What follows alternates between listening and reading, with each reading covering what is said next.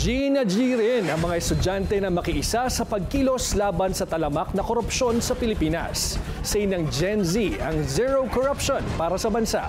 May Agenda Weekend Report si Ivy Reyes.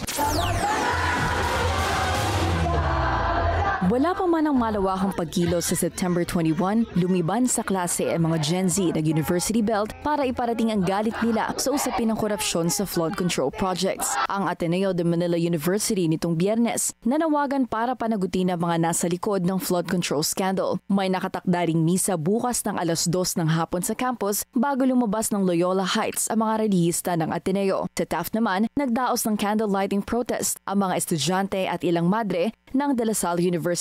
Nakihanay din ang College of St. Benilde and St. Scholastica College. Ang Espanya, mariing kinokondena ang flood control scandal at hinihikayat ang kanilang faculty at mga mag-aaral na lumahok sa trillion peso march. Biktima rin daw ng perennial flooding ang University of Santo Tomas, kaya dapat tumindig ang tumasyon sa linggo. At sa University of the Philippines, Diliman, napalabas sa classroom ang UP College of Law. Ayon kay National Union of People's Lawyers NCR Secretary General Attorney Cristina Conti, bagamat dumadalo rin naman ang mga demonstrasyon, mahirap umano umabsent sa law school. Pero ngayong taon, nakiisa ang UP Law. Endorsed din ni UP Law Dean Gwen De Vera ang pagliban sa klase ng anilay mga abogado ng bayan. Naglabas din ng bus card ng UP Law Student Government sakaling pumagitna ang kapulisan sa rally. Dito nakadetalye ang mga legal know-how na dapat tandaan ng mga mag-aaral. Samantala sa Baguio, nagsagawa ng snake rally ang mga universidad mula sa UP Baguio, palibot sa University of the Cordilleras at St. Louis University. Ayon kay Gabriel Siscar ng Kabataan Party List Cordillera, pati mga kabataan mula sa mga karatig bayan ng Baguio dadayo ng Session Road para magkilos protesta.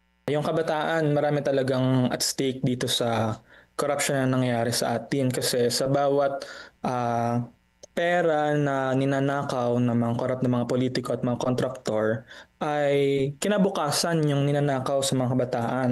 Pera na dapat sana ay napupunta para sa sektor ng edukasyon, sa health, pagpapasahod ng mga workers natin, ng mga guro natin.